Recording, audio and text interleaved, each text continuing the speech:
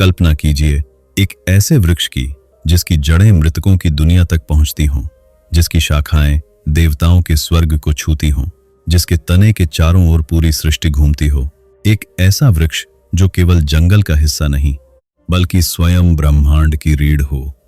यदि वह वृक्ष गिर जाए तो 9 दुनियाएं बिखर जाएं, देवताओं का राज्य नष्ट हो जाए और सृष्टि का संतुलन समाप्त हो जाए। नॉर्स पौराणिक कथाओं में ऐसा ही एक वृक्ष था। उसका नाम था यग्द्रसिल, विश्व वृक्ष। वह रहस्यमयी सत्ता जो देवताओं, मनुष्यों, दैत्यों और मृतकों की दुनियाओं को एक साथ जोड़कर रखती थी।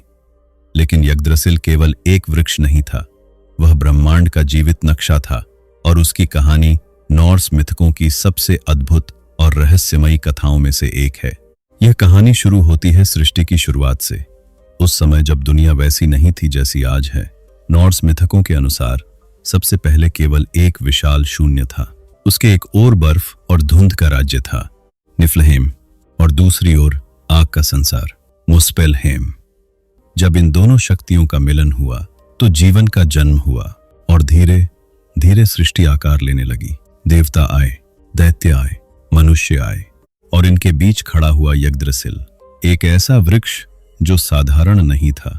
कहा जाता है कि उसकी शाखाएं पूरे ब्रह्मांड में फैली हुई थीं और उसकी जड़ें विभिन्न दुनियाओं तक पहुंचती थीं। नॉर्स लोगों के लिए ब्रह्मांड कोई एक संसार नहीं था, वह 9 अलग अलग दुनियाओं का समूह था और उन सभी को जोड़ता था यग्द्रसिल। कल्पना कीजिए एक विशाल वृक्ष, उसकी ऊंचाई इतनी अधिक कि उसका शीर्ष स्वर्गिक लोकों तक पहुंच जाए और उसकी जड़ें इतनी गहरी कि मृतकों के राज्य तक उतर जाएं। यही था यग्द्रसिल, 9 दुनियाओं का केंद्र। नॉर्स पौराणिक कथाओं में इन 9 दुनियाओं का विशेष महत्व है। सबसे ऊपर था असगार्ड, देवताओं का राज्य, जहां ओडिन, थॉर और अन्य एसीर देवता रहते थे। फिर था मिडगार्ड, मनुष्यों की दुनिया, वह संसार जिसमें हम रहते हैं। इसके अतिरिक्त वानाहेम था, वानिर देवताओं का राज्य। योतुनहेम, दैत्यों की भूमि। अल्फहेम, प्रकाशमान एल्व्स की दुनिया। स्वाटलफेम या नीडावेलिर, बौनों और महान शिल्पकारों का संसार। मुस्पेलहेम, आग का राज्य। निफ्लहेम, बर्फ और धुंध की दुनिया। और अंत में हेलहेम, मृतकों का राज्य। इन सभी को जोड़ने वाला कोई मार्ग था तो वह यग्द्रसिल ही था। यही कारण है कि उसे विश्व वृक्ष कहा जाता है। लेकिन उसकी सबसे रहस्यमयी बात उसकी जड़ें थी। यग्द्रसिल की 3 महान जड़ें बताई जाती हैं और हर जड़ एक विशेष संसार तक पहुंचती थी। पहली जड़ असगार्ड तक जाती थी, जहां उर्द का कुआं स्थित था। यही वह स्थान था जहां नॉर्न्स रहती थी। भाग्य की 3 देवियां, उर्द, वेरदांदी और स्कुल्ड, अतीत, वर्तमान और भविष्य। कथा कहती है कि ये तीनों देवियां प्रतिदिन यग्द्रसिल की देखभाल करती थीं। वे उसके ऊपर पवित्र जल छिड़कती थीं ताकि वह जीवित रहे, क्योंकि यदि यग्द्रसिल कमजोर पड़ जाए तो पूरी सृष्टि संकट में पड़ सकती थी। दूसरी जड़ योतुनहेम तक पहुंचती थी, जहां मिमिर का कुआं स्थित था, ज्ञान का कुआं। यही वह स्थान था जहां ओडिन ने अपनी एक आंख बलिदान कर दी थी, सिर्फ इसलिए कि वह ब्रह्मांड का ज्ञान प्राप्त कर सके। कल्पना कीजिए, इतना महान ज्ञान कि देवताओं का राजा भी उसके लिए अपनी आंख दे दे, और यह सब यग्द्रसिल की जड़ के पास स्थित था। तीसरी जड़ निफ्लहेम की ओर जाती थी, जहां एक भयानक ड्रैगन रहता था। उसका नाम था निद्धोग। यह दैत्याकार सर्प लगातार यग्द्रसिल की जड़ों को कुतरता रहता था, मानो वह पूरे ब्रह्मांड को नष्ट करना चाहता हो।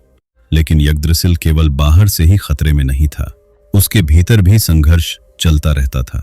उसकी सबसे ऊंची शाखाओं पर एक विशाल गरुड़ बैठा रहता था और जड़ों के पास निद्धुग।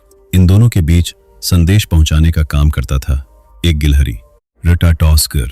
वह ऊपर और नीचे दौड़ती रहती थी और दोनों के बीच अपमानजनक संदेश पहुंचाती थी।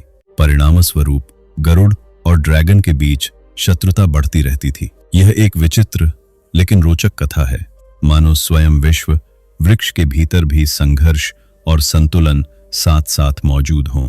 लेकिन यग्द्रसिल की सबसे प्रसिद्ध कथा जुड़ी है ओडिन से। एक दिन ओडिन ने ज्ञान प्राप्त करने का निर्णय लिया, ऐसा ज्ञान जो किसी भी देवता के पास नहीं था। उसने स्वयं को यग्द्रसिल पर लटका दिया, 9 दिनों और 9 रातों तक बिना भोजन, बिना जल, अपने ही भाले से घायल होकर। कल्पना कीजिए, देवताओं का राजा स्वयं को बलिदान कर रहा है, और वह भी किसी शत्रु के लिए नहीं, ज्ञान के लिए। 9वें दिन उसे रूनों का रहस्य प्राप्त हुआ, जादुई प्रतीकों का ज्ञान, और उसी के साथ वह पहले से भी अधिक बुद्धिमान बन गया। यही कारण है कि यग्द्रसिल केवल संसार का केंद्र नहीं है, वह ज्ञान का भी प्रतीक है। लेकिन नॉर्स मिथकों में सबसे महत्वपूर्ण घटना अभी बाकी है, रैग्नारोक, दुनिया का अंत। वह अंतिम युद्ध जिसमें देवता और दैत्य आमने सामने होंगे। कथाओं के अनुसार रैग्नारोक से पहले यग्द्रसिल कांप उठेगा, उसकी शाखाएं हिलेंगी, उसकी जड़ें थराथराएंगी, और पूरा ब्रह्मांड समझ जाएगा कि अंत निकट है। क्योंकि यदि विश्व वृक्ष अस्थिर हो जाए तो इसका अर्थ है कि सृष्टि स्वयं संकट में है। लेकिन दिलचस्प बात यह है कि रैग्नारोक के बाद भी यग्द्रसिल पूरी तरह नष्ट नहीं होता, वह जीवित रहता है, और उसी की शाखाओं के भीतर कुछ मनुष्य छिपकर बच जाते हैं। लिफ और लिफ्थरासिर, यानी जब पुरानी दुनिया समाप्त हो जाती है तो नई दुनिया का जन्म भी यग्द्रसिल की छाया में होता है। यह विचार अत्यंत सुंदर है, क्योंकि यह विनाश और पुनर्जन्म दोनों का प्रतीक है। यग्द्रसिल केवल जीवन नहीं है, वह मृत्यु भी है, और फिर उसी मृत्यु से नया जीवन भी। यही कारण है कि नॉर्स संस्कृति में यह वृक्ष इतना महत्वपूर्ण था। वह केवल एक पौराणिक वृक्ष नहीं था, वह अस्तित्व का प्रतीक था, अतीत, वर्तमान और भविष्य का प्रतीक, जीवन, मृत्यु और पुनर्जन्म का प्रतीक। और शायद यही कारण है कि हजारों वर्षों बाद भी यग्द्रसिल लोगों की कल्पना को आकर्षित करता है, क्योंकि यह हमें एक अद्भुत विचार देता है कि हम सभी अलग अलग दुनियाओं में नहीं रहते, बल्कि किसी अदृश्य संबंध से जुड़े हुए हैं। जैसे 9 दुनियाएं यग्द्रसिल से जुड़ी थीं, और शायद यही इस विश्व वृक्ष का सबसे बड़ा रहस्य है। वह केवल नॉर्स मिथकों का वृक्ष नहीं था, वह ब्रह्मांड की एक जीवित तस्वीर था। एक ऐसा वृक्ष जिसकी शाखाओं पर देवता रहते थे, जिसकी जड़ों में मृत्यु छिपी थी, और जिसके तने के सहारे पूरी सृष्टि खड़ी थी। यग्द्रसिल, वह वृक्ष जो 9 दुनियाओं को जोड़ता था, और जिसके बिना शायद पूरा ब्रह्मांड बिखर जाता।